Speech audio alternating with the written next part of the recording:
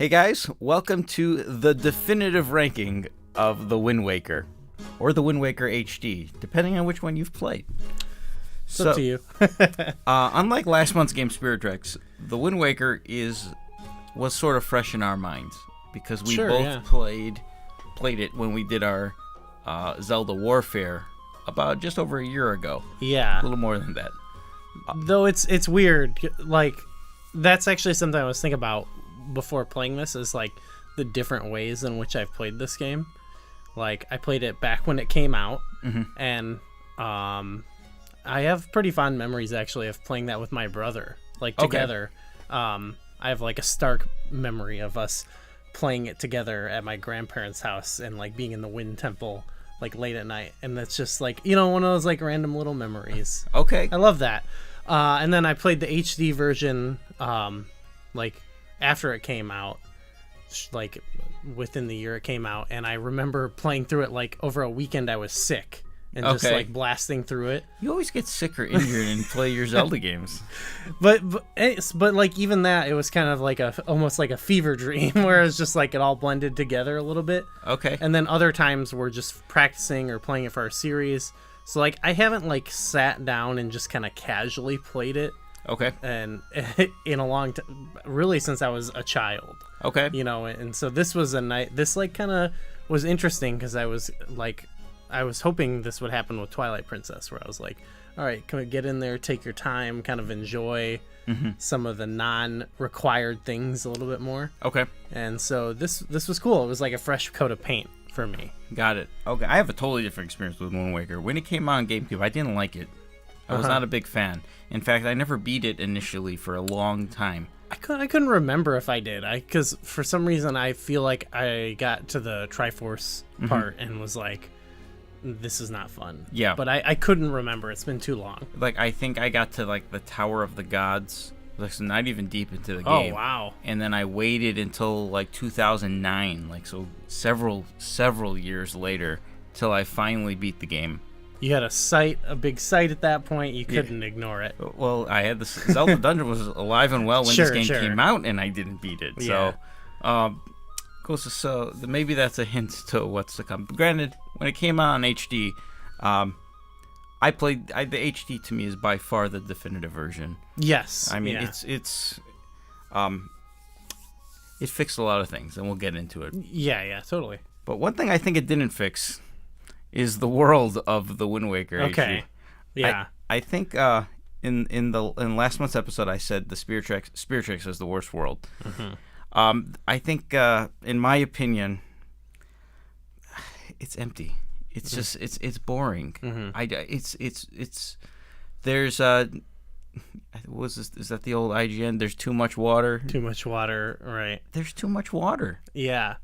I sort of agree. I didn't go as negative as you, but I noticed that especially because I had never fully filled out the map before, I don't think. Okay. And I did it this time, and it's just so weird when you look at the final map and it's just kind of like a tan square. You're like, there's land on here, right?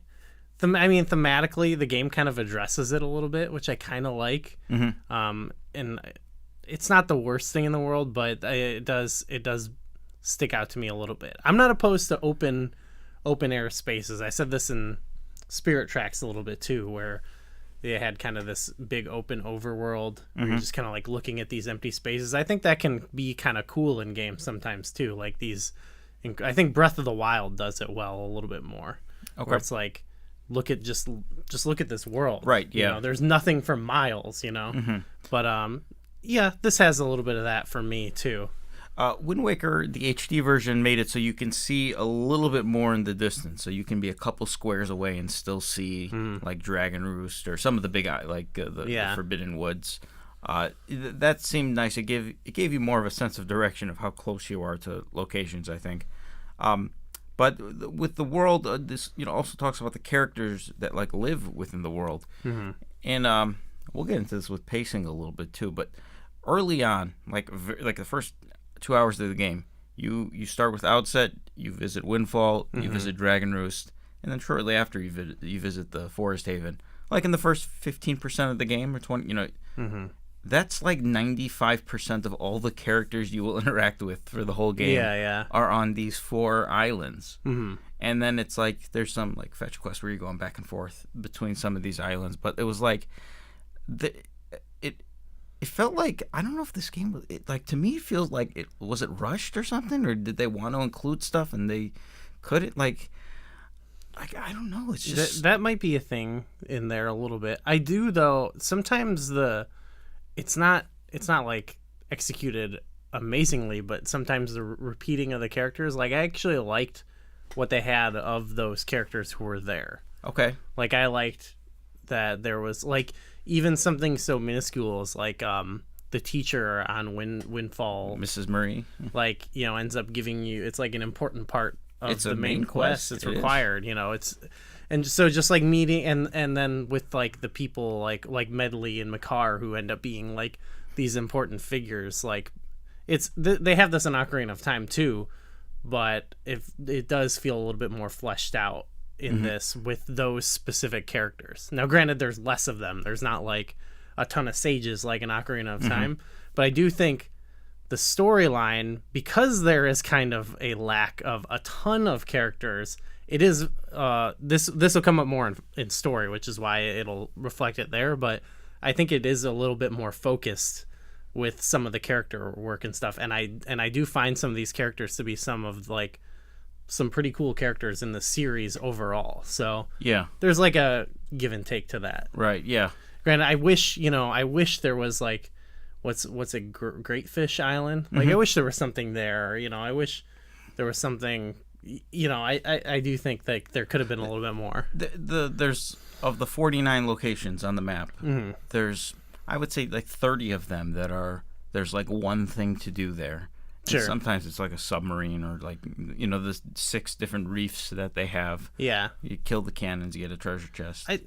I think some of that is okay. Some of the islands, it's kind of really bogus. Like there's nothing. There's the one thing there isn't interesting even. Yeah. Or it's like, this is where the ghost ship appears here, you know? Yeah, there's like 6 locations where the ghost ship are as well, or maybe a little more than that. But I did find, especially later when you get the Swift Sail, and the game opens up later, it does feel like there's in a couple different areas of this, there's some stuff that feels like prototypical for like Breath of the Wild a little bit. Okay. We've got this world and you can see all these things and you're like, oh, what's over there? I can go over there, and you can go like kind of pick away at your map, you know? Right. Now, granted, sometimes you can't do. I wish it had like a map system where you can be like, I need to come back here for this.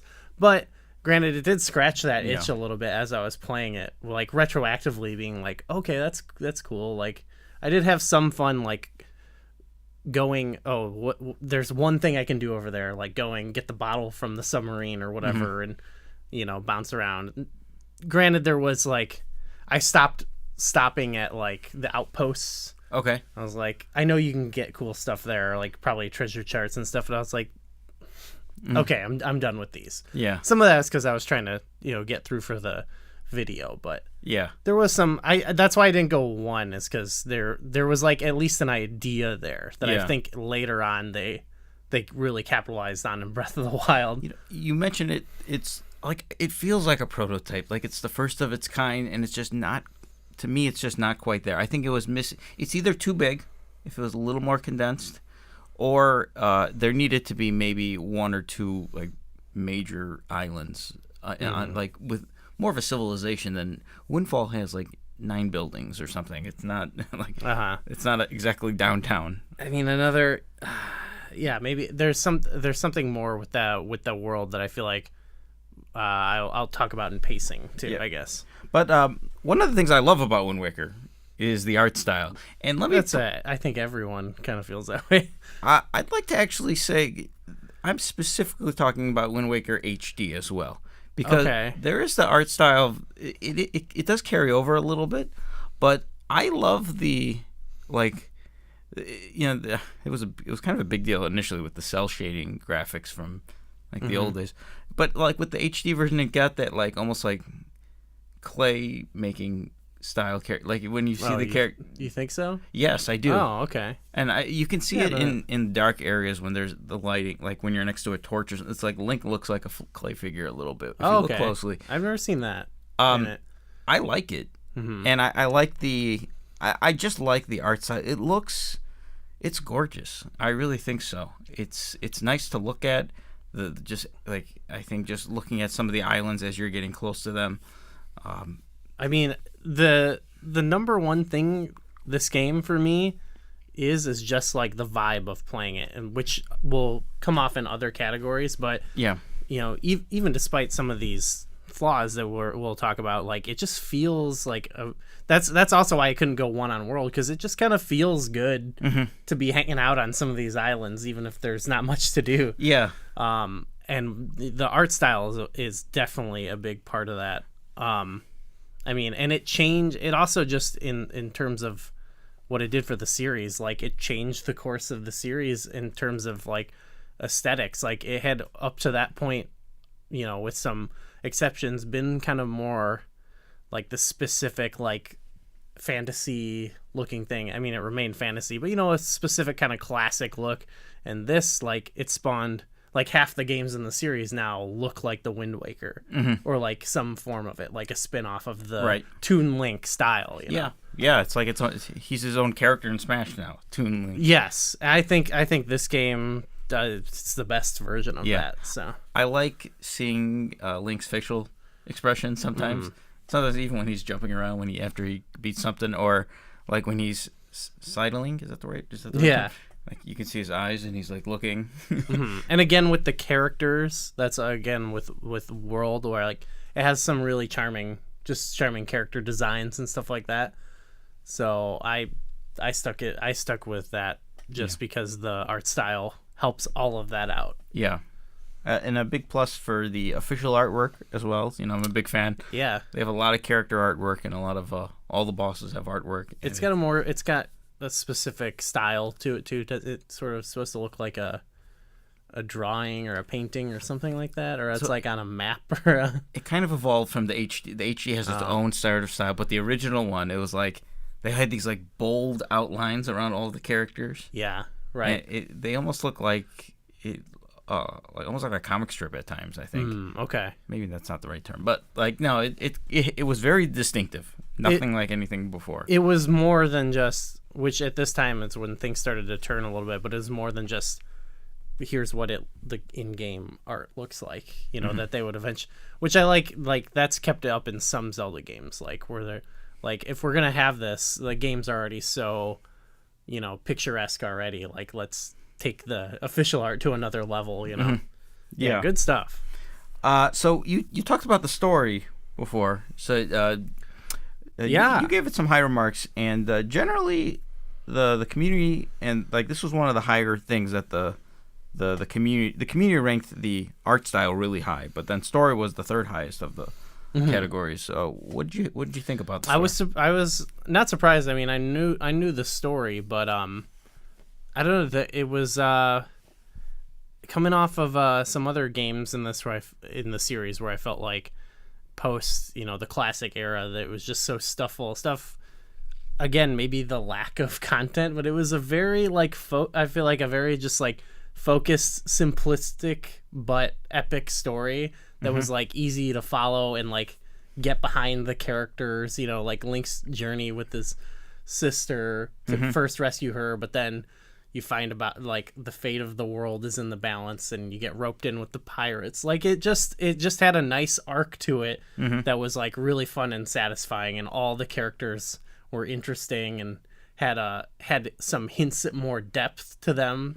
It's not as like super deep, I think, as people have made it out to be. Right. But it is enough for what most Zelda games even approach.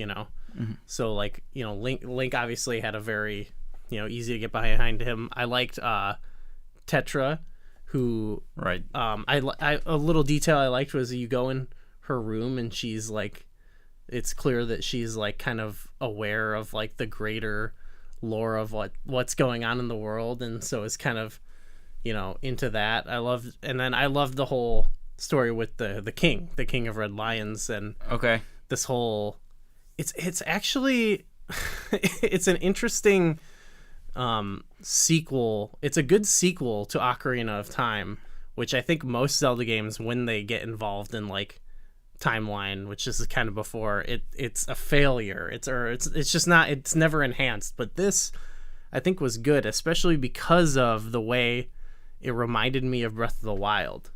Okay. Because at the end of the story, they were sort of like, they were talking about like kind of moving on and starting fresh. And this game introduced so many new things that I thought like the thematic tie with the story of them being like, go out, find your own new world. It felt like if I was pretending it was 2001, like, oh, here's like, we're about to enter this whole new era for the series, you know, that, you know, they kind of hard pivoted back to like, let's make Ocarina of Time, but edgy, you know, later on. But I don't know. I just found that so like I found it very inspired for a Zelda story, you know? Yeah. And I do like how, like the character development of like the two main sages that you interact with Medley and Makar. I like that it did have, going back a little bit to Ocarina of Time, sometimes like you got introduced to some of those sages and then they played bigger roles later on. Much more of these two because they're literally playable characters in the game. And I like both of their story arcs. That was fun. I love the first like third of the game, I would guess, when you're looking for your sister. You know, that's your initial. There's like a Link is inspired to go on this quest more so than like it's not his destiny or anything. Like no, he wants to save his sister. Like that. Like, you know, obviously there's more to it than that, but like it's something like it's pretty dramatic. I think that initial scene on Outset Island. Yeah, I like it too because it's just again a simple hook that leads to something greater, and it's something that I was kind of disappointed with Twilight Princess that I felt like they could have done with you know, like the humans, the Hylian, the resistance, you know, like you know, it was a natural progression, but instead it had to turn to like some other stuff that I was like not into. So some other like really memorable scenes. I love the scene at the Forsaken Fortress when Valu comes and like the Rito come and they burned, like they like save Link at the end there. Yeah, like, and that's post battle with the Helmarock. That's after the cutscene at the top of the Forsaken Fortress with Ganondorf. Which, again, I love how these characters are like weaved in and out of the plot, like Valu and even this one who ends up being a boss, you know, or like you have stuff like Medley is in, like helps you help her and she gives you the key item in Dragon Roost, you know, like these characters come in and out and it feels natural, but it like enhances the story so well, I think. I did feel just a minor negative, I guess, but sometimes I felt like your character knew too much, or like they didn't like tell you things, or it was like, why am I getting this? I felt that way early on with like, you know, like when the King of Red Lions tells you, oh, you got to go to the Forbidden. Why am I going to the Forbidden Woods again? What am I doing over there? Oh, I felt that way a little bit. Like when we went to, when you go to Great Fish as well, it's like, what? Like I'm looking for a like I felt like it. Maybe it explained it, but yeah, I think he says, when you wake up on Windfall, he's like, we need to get the stuff. He's like, look, if you really want to save your sister, you're gonna need to get the Master Sword. So I think that's sort of explained. Yeah, I think. Yeah, maybe I don't know. Maybe this is not a perfect story by any means, but yeah, I felt like I remember. I have a quick story when I played this with my cousin, he was a little kid at the time. He was only 8 years old.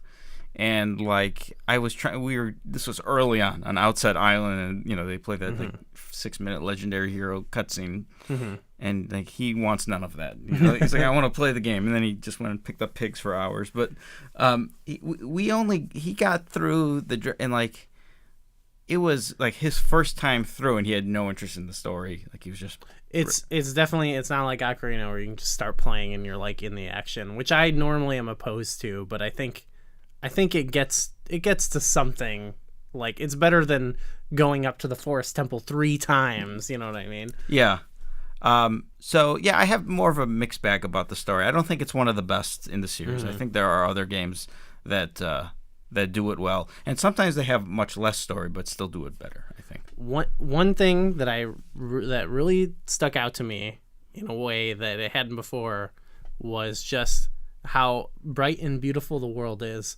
But it is like sparse, and it's because people are living on the mountaintops of like a flooded world. Like, like so many people were killed in that, I'm sure. And there's that underlying darkness that of like, even the king says it, or he's regretful of how things were. But then you also have Ganondorf in there, you know, it adds a little extra dimension to him. I don't think he's like, there's a lot going on there, but I do like the implication of like there's something more. You know, he talks about where he came from, and he's like, I kind of coveted, he said he coveted the wind of, you know, this land that wasn't, you know, scorched desert or whatever.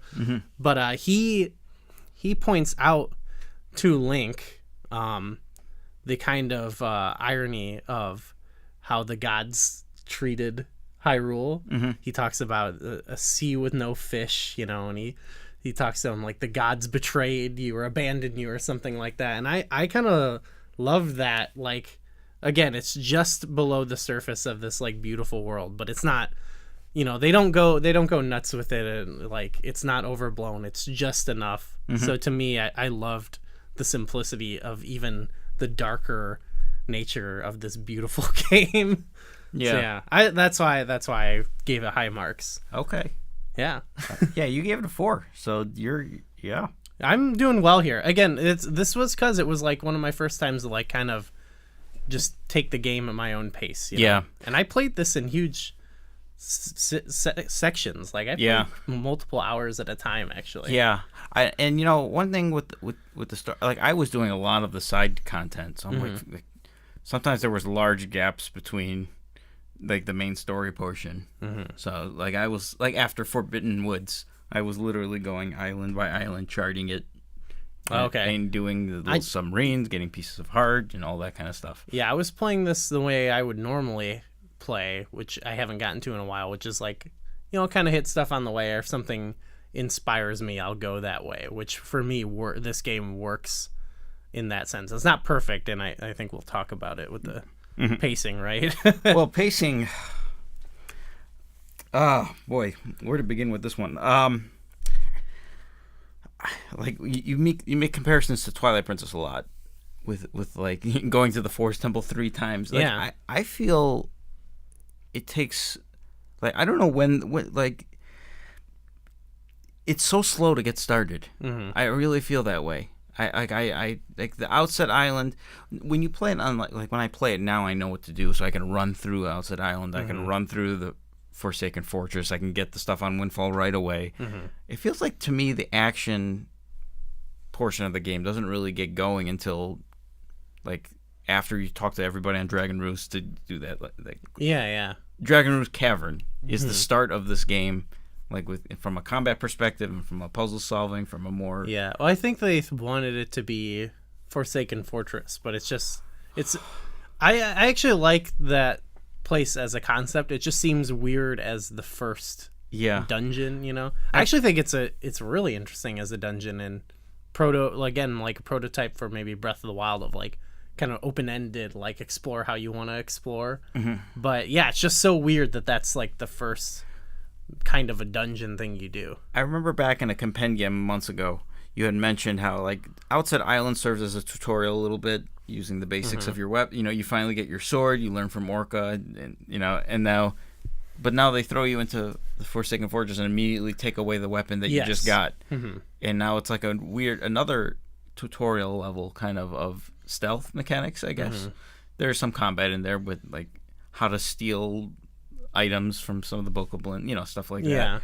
Although it's like a tutorial that I feel that doesn't really come into play much. It's not like there's massive stealth later on in the game. Not stealth, but there's in Dragon Roost there's a lot of using the weapons, which I thought was cool. That's actually kind of a Breath of the Wild thing too. But for me the pacing in that sense was okay, because I like the setup of the story. but just because it was at least providing it felt like progression was still happening, like new locations, new mechanics that I think kind of played off each other pretty well, as opposed to like, okay, you're in the forest temple, now you're in the forest, now you're in the forest as a wolf, now you're you know, like, but it's like, just, I don't know, like let's get somewhere right. newer, fresh, you know.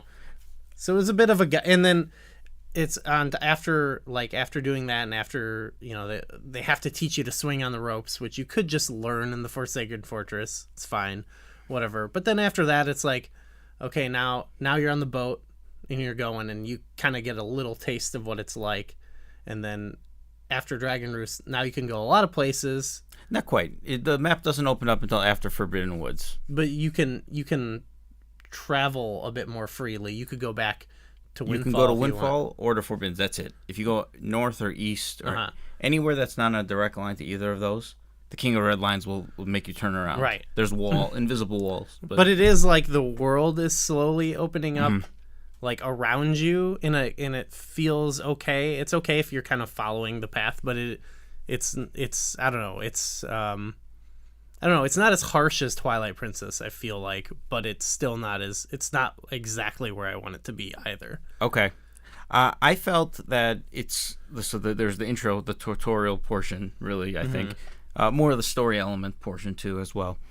But then the sailing part really opens up, really after the Forbidden Woods is when you literally can go across the whole world. And it takes forever to get place to place, unless you have the Swift Sail. Yeah. Problem is, nobody who plays this game for the first time is going like after you beat Dragon Roost, it tells you to go. Yeah, well, that's actually what I did. The King of Red Lines, literally, I think he tells you have to change the wind and go south. So it's like the natural progression of the game is to go to the Forbidden Woods and do the forest. But that's on you. I mean, yeah, if you and the game's kind of trained you to keep going, but. But then, like, you can't get the Swift Sail until well after that, because then it turns into that endless night where it's raining, so you got to go to Greatfish, then the Outset, then Greatfish, then the Windfall, then the Outset, then back to Windfall. Yeah. It has that sort of like in Spirit Tracks, probably better than Spirit Tracks, where Spirit Tracks you just like plot your course and then hopefully no enemies show up. Okay. There's a lot of that with Wind Waker, I think, where it's like, okay, change the wind, you're going this direction, okay. I'm on the right route. Okay, hopefully no enemies come. Let me just put the controller down and come back in 3 minutes, and I'll be at Outset Island. Yeah. In that specific section, I felt outside of it wasn't really that bad. I feel like I felt it was like sail for a minute, and there's like an island you stop off on and see what it is, and then keep going. Get the fish or whatever. Yeah, I mean maybe the game it kind of encourages you to do that, especially Although that one part when it's always raining and nighttime, you just want to get the rain away, right? Yeah, it's like they kind of addressed this with the HD because they knew, I think that this was not the greatest system, so that's why they introduced the Swift Sail. It's just so awkward that the way they put it, like where they put it, like it's hidden in an auction house, of which it's one of like 5 rewards that you can't get until like. Why not just make that from the get-go, or give it to you after Dragon Roost or something, like it really like they knew they had a problem, so they put in a solution that I don't know. I don't think it did the trick. So I think it's just slow to get around. I mean, obviously with the Swift Sail, once you get it, and then once you get the Song of I'm blanking. Passing? No. The teleportation. Yeah. Then okay, you can get almost anywhere really quickly at that point. But I think that the combination of those two, that's for like replay, like people who know what they're doing already will get the Swift Sail right away and then make it less annoying. But if you're playing for the first time, right, you don't get that. But if you're playing for the first time, you're also exploring. It's new, yeah. So, and that's why I was kind of coming into it with that mindset. And once you do kind of get that stuff, I did say earlier I really enjoyed like. Do I want to go check this out right now? Or, no, I should go do this. I kind of liked, I did have sort of that Breath of the Wild thing, like, where do I want to go now? I think, like, again, they were, like, leaning into that. And I feel like they should have just tried it again sooner than Breath of the Wild, you know. But I think they needed to either, like, part of the problem is that, like, the way the story unfolds is, like, you have a key location here, a key location in the other corner, and then the next key location in the other corner, and you want to, like, go back and explore these areas or explore between them, but instead, like, the story is, like, forcing you across them. So it would have been one thing if it was like Breath of the Wild, where maybe you start in the middle and, you know, you can kind of make your way out and maybe get some warps or something so you can travel back. Well, you know what I mean? Like, I feel like there was an idea here that I think they could have nailed sooner than it took them, but yeah, I didn't go as low as you because it eventually does click with me. Okay. But I just wish it was sooner. Like, I like that I could start doing certain things for, like, the Triforce quest earlier on, but it would be cooler if you could do it from the once beginning. you leave the island. Not all of it, but, you know, maybe give you some. Yeah, that would be kind of interesting and fun if it was, and it would be stuff you legitimately have to discover. Yeah. And they could have still had some of the like, they didn't need to take out some of that stuff then.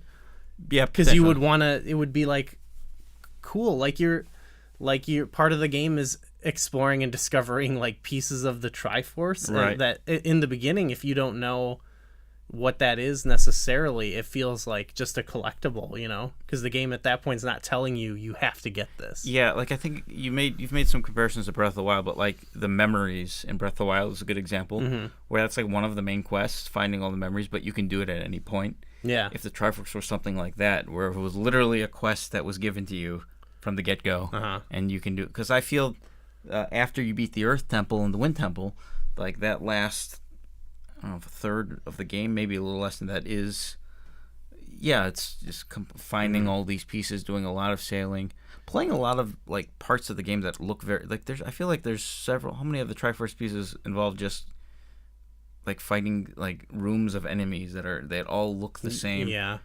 And it feels like you're doing the same thing There's over like and over. 2 or 3, I think. Yeah, I think there's 2, and then there's the Savage Labyrinth a little bit, which is a little different. I don't even think they needed to do as much as, like, give you, like, a quest that you keep track of. I think they do enough in that you meet Tingle, he gives you a chart to go to him, and you get the Triforce Incredible chart or whatever it is from him, and that's enough to be like, oh, I want to check this out. But the problem is you just can't do much of it till like before the Earth and Wind Temple. Then you can do most of it. Yeah, but it would be cool if you could. Right. Even if it was after Windfall, like, that would be cool.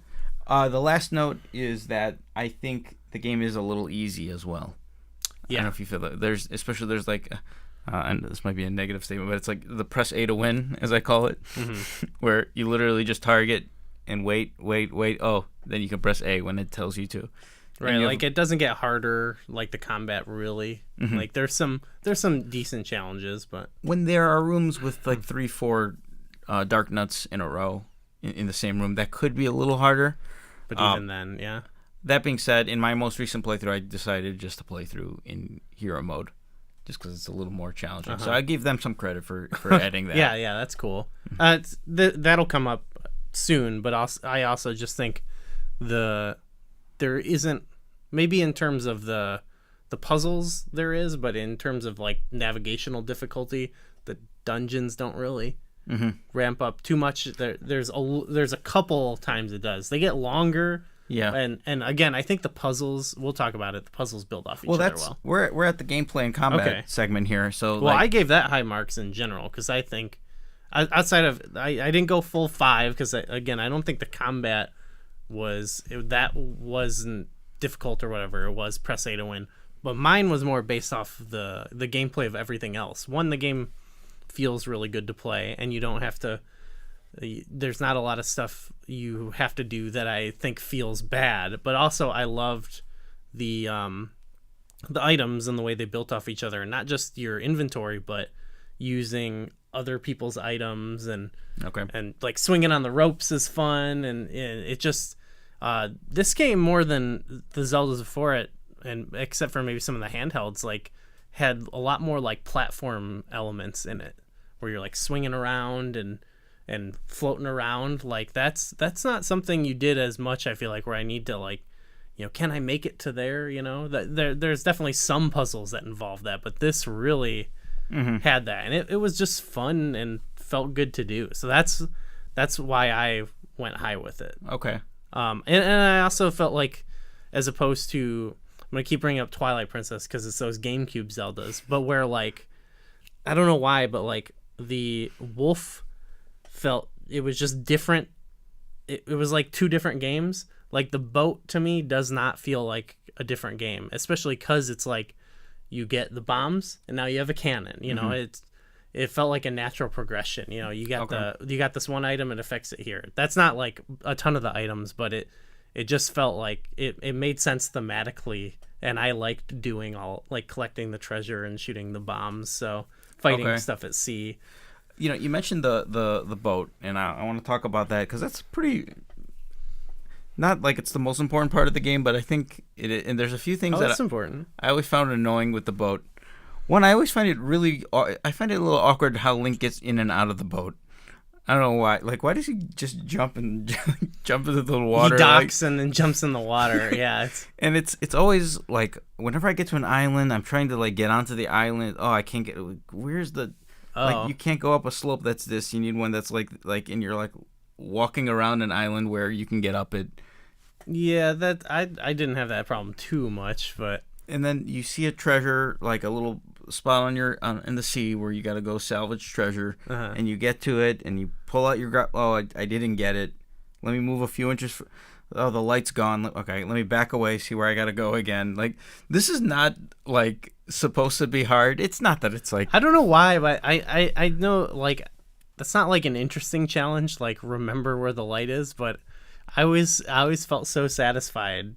Like, if you got on your first I nail it, yeah. Which I'm pretty good at it, I feel like. I mean, I've gotten that's something to brag about, but much better at it. But it's just like, why do they get rid of the little like light of circle? Just leave it there. Yeah, especially because you got the chart for it. Yeah. So if it's not an actual chart, like if it's just a random one and I miss it once, then I just say forget it. Okay. It's just money anyway, so it's like I don't even care. But like, yeah. And you mentioned the map. Like they could. I like that they put the map on the Wii U on the bottom screen. And it looks nice. So I think they could have done a little better with the like where the treasure maps are. Okay. Sometimes it's not even clear where they are. So like you gotta like decipher what island is this. Well, I think that's part of the fun of it a little bit. And you got like it's like a puzzle in itself or whatever. Like that's actually. I don't want to go too far off topic, but there's another Black Flag, the Assassin's Creed game. You get treasure charts, and it's like an illustration of a point and an X, and it makes X marks the spot. Yeah, it makes you feel like, okay, I got it. Where is this? So I kind of like that. I usually though would just be like, I'll get this if I happen to see it, So yeah, what I'm not like speaking like this is a super great thing, but I don't know. I kind of like that it was a little obscure, especially because a lot of it is. It's treasure, it's secrets. So right, yeah. So but okay, maybe I'm nitpicking a little bit, but no, it's okay. It's okay. I think the boat is kind of awkward, and I just don't like getting in and out of it. I don't like getting in on some of the miscellaneous islands. I guess I didn't have those issues as much, and I don't know. I just was personally satisfied checking things off my map, and the only thing I wish is that you can mark things like on the DS. So yeah, or even Breath of the Wild, just be like, I've been here, so I don't need to come back. Okay. But yeah, I liked floating around in the boat. I will say the some of the puzzles. I really like the Earth Temple in particular. I love the co-op puzzles with Medley. Okay. With the mirror shield. How I feel about those. You don't like them. I don't like that. Okay. Because I feel like it's just like the light's shining here. You need to push this block here. It's not. I don't know. There's no puzzling to it because it's very strict. There's a couple extra things you can shine it on, but it's not like how do I do this? You're never confused about how to do it. Yeah. Once you shine the light on one thing, you've shined it on everything. Okay. There's some where you figure out, it's shining this direction, so I got to go the opposite way, and then this. But That's just my take. I'm sorry. One of the last rooms in the Earth Temple with all of the reflecting mirrors. I like that room. Yeah, it's tedious to me. Well, we'll talk about that with that. And I did want to mention that, like, I talked about the combat already. Press A to win. Like, I think the sword play is not. I don't find it exciting. My favorite part of the sword play and the gameplay is when you're just targeting a Dark Nut and he tries to hit you and he hits one of his friends. I did like that there was some kind of like almost like in Breath of the Wild where there's some sort of improvisation there where you can steal items, make them hit each other.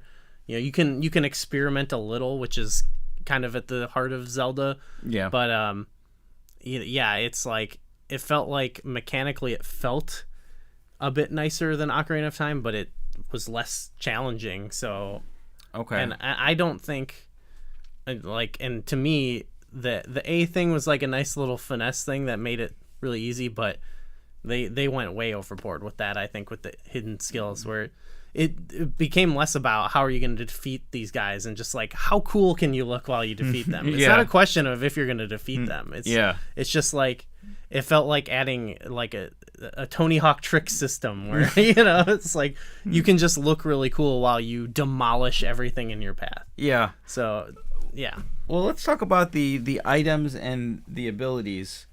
Yeah. I loved them. You did. Okay. Again, the prototypical for Breath of the Wild. This introduced the sailcloth or whatever. The Deku Leaf. The Deku Leaf. But on top of that, I just think again with the platformer thing, this game made navigating and moving around so fun because you start off where you're learning to swing around, and then eventually you can swing around yourself. But then eventually you can swing and then into floating, and it does encourage like messing around with certain combining the weapons a little bit. Almost every item, even up until the later game, except for like the mirror shield, has like a fun combination with another item, like where you have to use the boots to push a thing down and make you fly up, and then use the leaf or something like that, which I think is like not as many Zelda games. There are some who do it really well, and this is one of them, I would say. Okay. And I like the addition of the using other people's items and making a ton of puzzles around that, especially in Dragon Roost.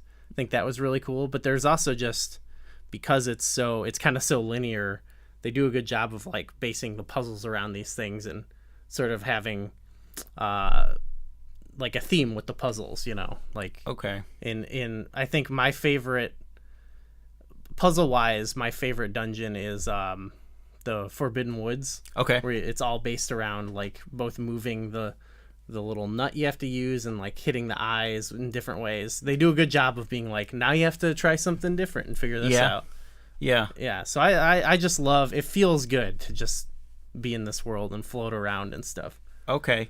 I'm not a big fan of the inventory overall. Like I think this has maybe a little to do with pacing, but like the order of which you acquire these items is one. There's like 75 different bags in this game. I don't know why they keep moving. Like you get a spoils bag early on, then you get the bait bag, then you get the delivery bag. These are 3 of the first 4 items I think you get in this game. Oh sure, that's just like who cares? Those are sub menus basically. Yeah. I don't really consider those. Well, that you get you pick up all these little like knight's crests, and you get the joy butterfly, those are okay. Spoils are okay. I'm not a negative on those. But like the first item you get is the grappling. The first major item is the grappling hook, and the second item is the Deku Leaf. Yeah, and like they're good for. I guess it's just a little like you can't kill anything with any of these things. Yeah. Well, you're not really supposed to, I should say. Yeah. And then even the boomerang, a lot of enemies are not harmed by that either. The boomerang, when you get it in Forbidden Woods, it kills like everything. It's good awesome against the plant enemies, yeah, and particularly the Deku Babas, or the Boko Babas, I should say. Actually, this is another we've talked about before in other videos about how like the boomerang isn't really good in 3D games. This I think is my favorite 3D boomerang. Yes. Just because it feels good to use. It's not awkward. It does have to target multiple things, but it's like it's not as clunky as like bring bring bring, bring. It just does it. You know what I mean? It auto targets. Yeah. You don't have to target yourself. When you literally just hover it over and it does it. There's no second button. Yeah. So to me it's better than Ocarina of Time. Yep. But not as clunky as it improved it, but then it didn't go too far. Yeah. So I actually think it's pretty good, and it became for a minute it was a good secondary weapon for me. Okay. Not that I was like strategizing combat too much, but okay. I like the Zelda games where like I feel like Ocarina and A Link to the Past, and to a lesser extent Majora, they have like these massive inventories where you have all these different weapons at your disposal. Mm-hmm. And Wind Waker eventually gets to that point, but like really late in the game. I don't even really think it does personally, and I enjoyed it. I just don't think it really does. Maybe like I said with the story, I feel like it's a bit more focused.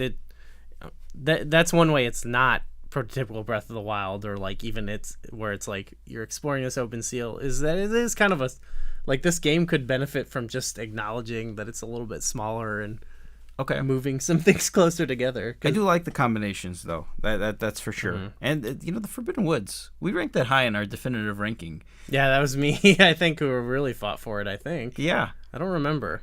But let's talk about the dungeons because we both gave it a 2 actually, and then generally this was the lowest ranked portion by the community. Yeah, and one of the lower ends by the staff. I was actually a little surprised. My biggest complaint with the dungeons, well, there's a few of them. They're all very linear. Mm-hmm. I imagine you were probably going to say something similar to that. Similar, and yeah, it was hard to. Again, I was almost going to say I loved, but I just really liked. I did really like the puzzles, which are mostly in dungeons.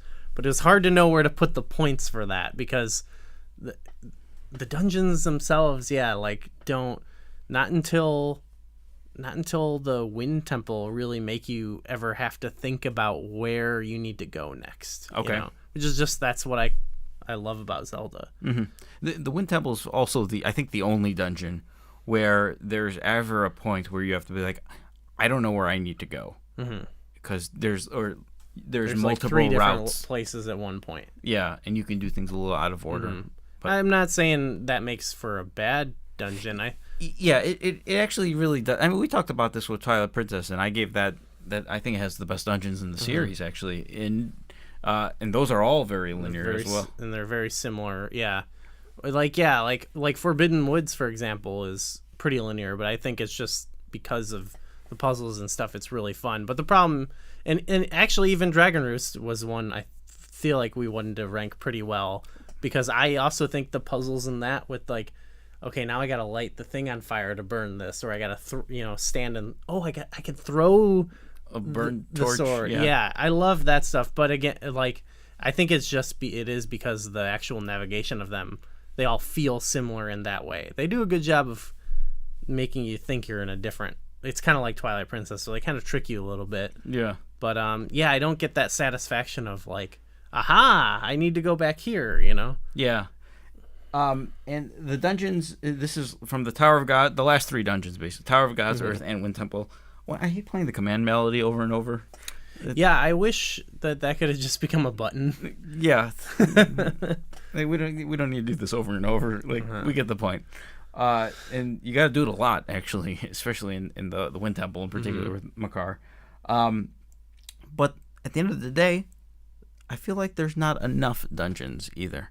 Yeah. Like there is Forsaken Fortress and Ganon's Tower, which are kind of like incomplete dungeons, I would say, or maybe the 2 Forsaken Fortresses together are a dungeon. But like maybe this is Wind Waker came out right after Oracle of Ages and Seasons, and before that, well, even Majora's Mask didn't have any. Well, you know what, Majora's Mask masked some of its dungeons because they had a handful of mini dungeons as well in there. Although I think that is a problem with Majora's Mask as well, but. Minus Majora's Mask. I don't feel that as much because I don't feel like it calls for. That's a whole. We can get into that.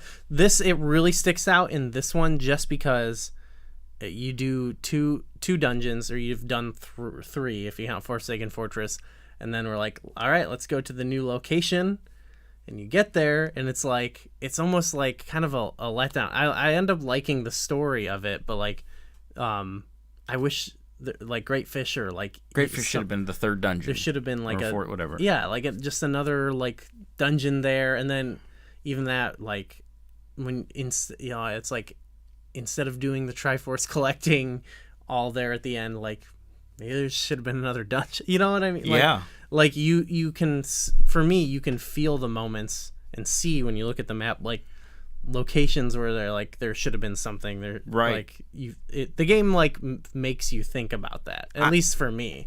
And I know there's been like stuff has come out about this since the game is released, but there was like stuff that's been cut from Wind Waker. Mm-hmm. Which I don't know if they had enough time. I don't get too mad about that because there's stuff cut from every game. Right. You know. But yeah, compared to like Majora's Mask, where the world feels to me very full, and like here's the worlds, and then within them there's sub dungeons. This is like here's this big open world, and like 5 dungeons, 6 dungeons. I will say though, of the fine made dungeons, they're all pretty beefy though. Even Dragon Roost as an intro dungeon is pretty. That's again with the progression that like some of them get a little bit bigger, but they're all mostly kind of these big. You're right. They do the Zelda thing of like you loop around to a room or something and you feel like, wow, back here again, impressive. But it's like the ride they've taken you on is impressive, but it there is some backtracking for like optional items, which is cool.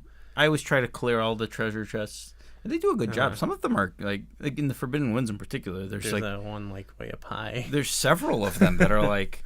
I think I did everything, and then you look at your map. Oh, I'm missing 4 treasure chests. Like, There's cool. Again, I think they did a good job of like some of the dungeons. Like, just feel cool when you're there. Like, especially because they tie into certain story things. Like, that's pretty neat. Yeah. Okay. Let's talk about the enemies and bosses. So this is the lowest that the staff gave to the game, and although the community was more middle of the road. What did you think about the enemies and bosses? Yeah, I thought it was good. Like, there's like none of the bosses really like are my favorite necessarily. A lot of them are just kind of easy or whatever, so none of them stick out. There's cool like again scenes or music, and the standout one for me is the Helmarock King. Okay, that's just a cool. It's honestly a pretty cool fight, even for how not too tough it is, but it's got some dimension to it, I think, and it's a great moment. But then all the other ones don't really do much for me. Okay. Like, especially like I don't know, I guess maybe it's just a thing that Goma now, since Ocarina of Time, has to be ridiculously simple and easy, Yeah, and Goma at this point had been in Legend of Zelda, had been in Ocarina of Time, had been in War of the Seasons, I'm not opposed to that. Link's Awakening, like it was Is Goma just like the first boss now? Is that? I guess so. Yeah. Well, it's not been used that much, but I don't know. Even in Ocarina of Time, you do a bit more things, except if you really know what you're doing. You can just kind of crush it. But this is just like, you aim up, you swing, you jump. Now you aim at the eye. I don't know. I don't know. Yeah. To me, it wasn't. Right. It wasn't setting the world on fire, but. And then they had like, Bongo Bongo is a huge boss from Ocarina, and then they have Godon here. Yeah. Oh no, actually, I thought that was kind of cool. Okay, you liked him. Yeah, he just looked cool, and then the story moment was cool, and he's not like an enemy, like right. That was kind of cool. Like testing you a little bit. And this was like one of the first, like that became just his whole like visual appearance kind of became a Zelda kind of part of the theme in a lot of Zelda games, like those kind of like semi-futuristic looking, type thing. It'll look cool. Godon seems like he should be in Breath of the Wild. Yes. He should be a boss in a shrine or something. Yeah, exactly. He looks like he's got kind of that Sheikah He looks tech. like a shrine. He looks like a shrine. But yeah, and then I did like with the common enemies, like I liked just that you had a sense of the moblins and all the blins or whatever being kind of Ganon's minions and being throughout the world, and like they had submarines and they had outposts. Like I thought that was kind of cool, but none of them are particularly challenging or anything. But right, they're cool. They're just cool, classic kind of Zelda enemies. A lot of classic enemies returned in this one, and although I think the overall cast of characters in terms of enemies is a bit smaller than some of the N64 games. There's a lot of same variant. Like there's like 6. I like the chews. It's my favorite design of the chews. Okay, kind of carried over to Phantom Hourglass, but the enemies I think were okay. I think it suffered a little bit from just this goes back to the dungeon. There's not as many dungeons, so there's not as many bosses in that sense, and some of them were. Like I don't really care for Kali Demos. I don't really like that boss battle at all. Actually, no. Yeah, Jalhala when you're just throwing them against the I don't really like that. I don't know. They're just not as memorable. I feel. Other than I feel like the 2 that I said I stick out to me. Well, he's got a good story because he's part of the main story. Yeah. How about Ganondorf, like final boss? It is one of the better, I think, fights with Ganondorf. Maybe the best actually. I like the Link to the Past one, but I like it all right. I really don't like the puppet section, so it like kind of brings it down for me. I think the Kali Demos and the Puppet Zelda both have the same. When you're just like walking around and just aiming, and you got to hit like 75 things with a boomerang. I don't have a hard time with that in Kali Demos. It just feels kind of. It's like a little boring. But I do struggle with it with Puppet Ganon. The boomerang's just in the air forever. Like, wait. Yeah, it's a little annoying. Like, I don't know. The scene is cool with Ganondorf. Like, again, story moment. And the music is awesome in that moment. So, but mechanically not really a fight I love or anything. Yeah. Okay, so let's talk about the side content and extras. Did you do a lot of the side material? I did more than I ever have. I still didn't do all of it, but I got more bottles than I think I have. I got more heart pieces than I think I ever have. I did all the map. I think I did the Deku. There's some stuff in here I liked to do, and then there's other stuff that I was like, I'm never gonna do this. But there's stuff like that in every Zelda game, to be fair. I feel like a lot of the main quest stuff felt very side questy, if that even makes sense. Okay. Like when you're doing the Triforce quest and you're going and you're doing those enemy gauntlets. Yeah. I think there's the 2 enemy gauntlets, and then there's the Savage Labyrinth, the big enemy gauntlet. I liked that though. It reminded me. It was just the pacing of it. I felt where it's like you could only do it in this block instead of like stretch, like maybe give you some more earlier. It reminded me though of in A Link to the Past where it's like, I got this medallion. I don't know, is this required or not? Like you can get some of this stuff like naturally. Like you can get the Cabana deed pretty early and go there, and I'm like, you can't without the hammer. You can't get around, but it is like, oh, I got this place. Oh, there's a thing down here. Right. I thought that was genuinely well done. Other than the pacing of it, so I wish that was like a bigger thing in the game. Yeah, they actually, because of if it would have been paced better, like I said, I wish some more of those charts were still there because I liked doing that. So. Okay, a few things I didn't like. The trading quest with the Goron, with the merchants, with the little items. Yeah, it's really awkward. I just because interacting with it was so awkward. I was just like, I'm not gonna do this one. Okay, it's just like, but yeah, that's again why maybe it's more in. But so a lot of the side content involves like you get the submarine chart, which shows you all the submarine. And do you feel so the submarine and also the bottom of like Tetra's ship? Every single one of them has the exact same layout, where it's like there's the upper ledge, the bottom, a staircase in the back, and sometimes they don't use the staircase in the back, but it's like clearly they're like, let's recycle the same. Like, it's kind of lazy if you ask me a little bit, but like everything looked identical, and I don't know if that's like a negative, but it felt like it didn't. I can see that, but to me it. Because of those areas weren't supposed to be that important, what I mean? It's like a little side area, so it's in a submarine in the ship. I mean, if they wanted to, that they could have done a whole thing with that. But to me, it was the equivalent of like a, in Breath of the Wild, just like a guard tower, where it's like, just some stuff there. It's a little side thing. There's also some things that I Like there's the slide puzzles. Did you do any of the slide puzzles? No, they're those, okay. actually. But yeah, I do like them, but I like them, but I was like, I don't have time to do these before the video. But I talked about the treasure maps and Sunken Treasure, how I don't really care for that kind of stuff. I like those because actually I never ran into a problem of having too much money.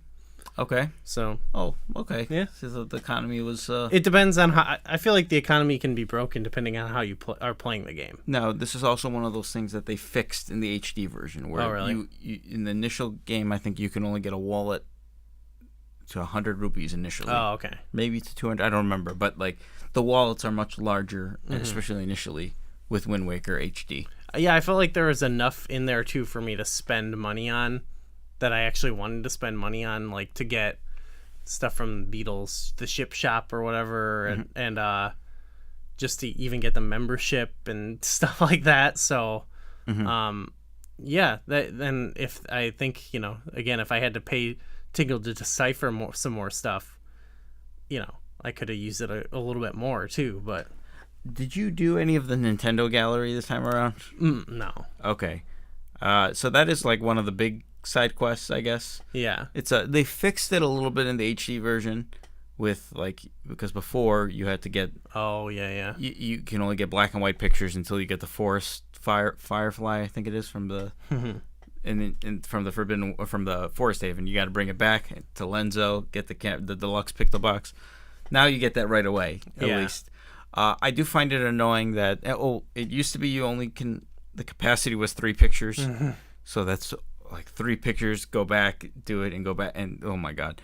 At least now they did 12 pictures, but why 12? Why not just 50? Like what? Like what game did a really good job with this is Breath of the Wild. They did better, yeah. And then it's like you go to turn them in. I think you can turn them like 10. And don't send any more. Like it takes me time to make these figurines. Come back tomorrow. Okay, so let me play the Song of Passing.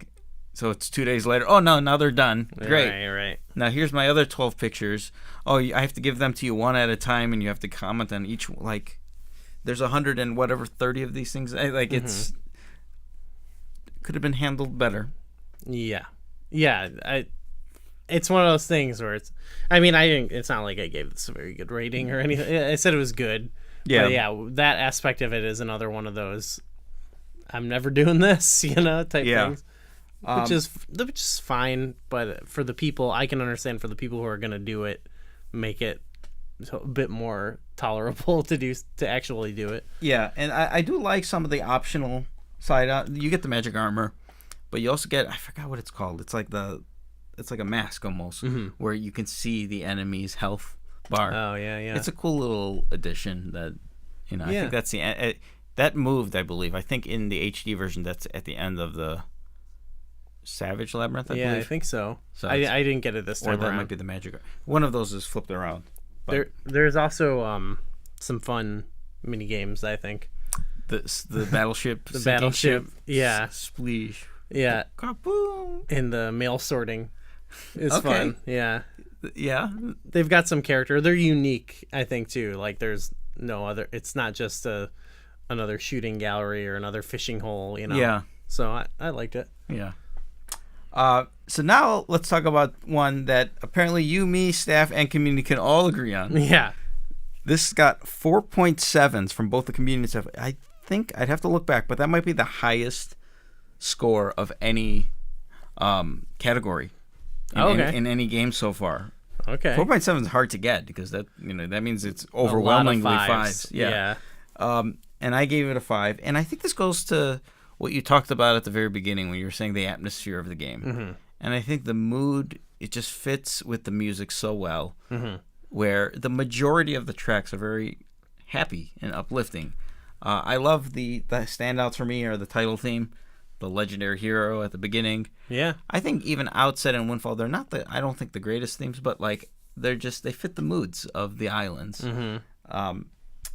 Dragon Roost, of course. That's one of the most iconic songs in Zelda now. Yeah. It's carried over for sure. I just like too, like it all sounds like it almost all sounds like one type of band or orchestra playing it because of the like instrument selection is very focused. Even the title theme, which ends up being like a song in the game too, has the two instruments of the two sages or whatever. And that's the kind of like this very like acoustic string instruments are found throughout. It's a lot of violin and harp, and even Dragon Roost is like got some like guitar kind of sound in there.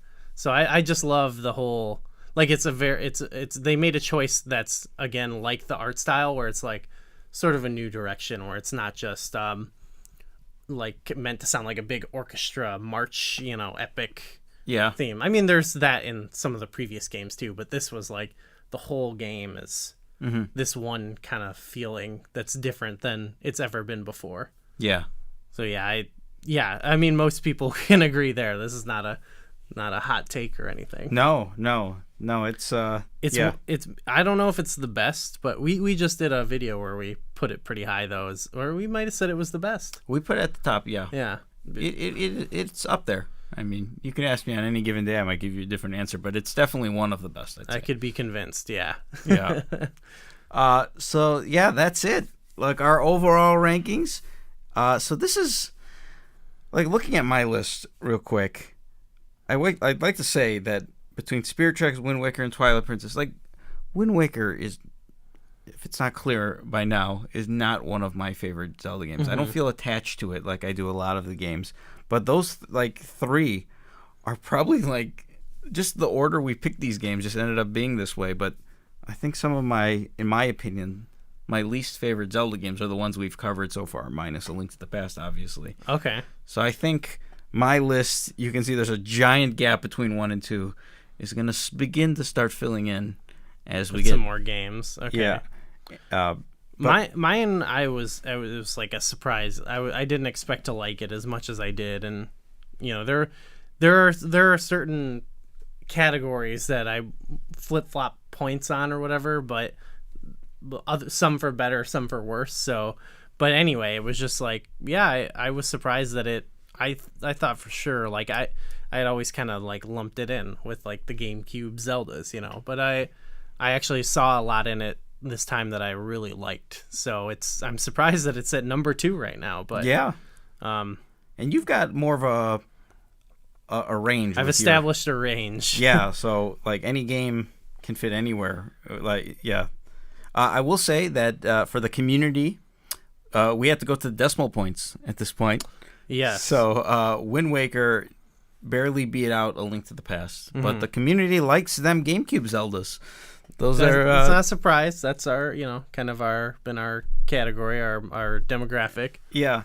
Whereas the staff also had to go to decimal points, but A Link to the Past narrowly edged out Wind Waker. But there's a really Wind Waker, Twilight Princess, and A Link to the Past are all incredibly close with the staff. Whereas Twilight Princess is kind of pulled ahead a little bit. Not pulled ahead, but it's at the top of the pack right now. Yeah, I mean, and that's what we kind of expect to see, because there's a bit more fondness for the 3D Zelda games, or the console Zelda games, I guess. Yeah, but overall, amongst those 4 lists, they're all distinctive at this point. Yeah, is this the first time for real? Yeah, I believe so. Actually, well, I think these 4 were all distinctive actually before this as well. But they're gonna get crazy different as well, and I think next month is gonna be one of those ones that's gonna divide the community staff compared to you and I, because we'll see. Next month we're covering Zelda 2: The Adventure of Link. So, yes, the black sheep of the Zelda series. I hate that term. Why? I was like hoping you didn't say it.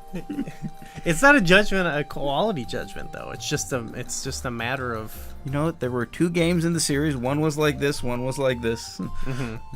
What is the Legend of Zelda? Oh, I see. We're talking about in it became the black sheep. Okay. Not at the time. I'll give you that. Yeah. I'm excited about it because I like Adventure of Link, but I want to see what it does when we throw it through the grinder here. Yeah, when we put our extremely objective scientific process onto it. Yeah. What happens? Yeah. So just like always, there's a poll in the description below, so you can take part in it. Make your voices heard. Let's see where it fits in with the community. I think it's safe to say, after next month, the community will still have Twilight Princess, Wind Waker, A Link to the Past, Oracle of Seasons, Spirit Tracks. I don't know. Let's see. I don't. Is have there high any hopes for hope that Adventure of Link can beat Spirit Tracks? I'll make you a bet that it's gonna be at the bottom of both community and staff. All you Adventure of Link fans, come out of the woodwork. Tell your grandma to go fill out the poll. I don't know why. Apparently, grandmas like Adventure of Link. It's a game for grandmas. Yeah. So that's gonna do it, and we'll see you guys next month with some more definitive ranking of Zelda.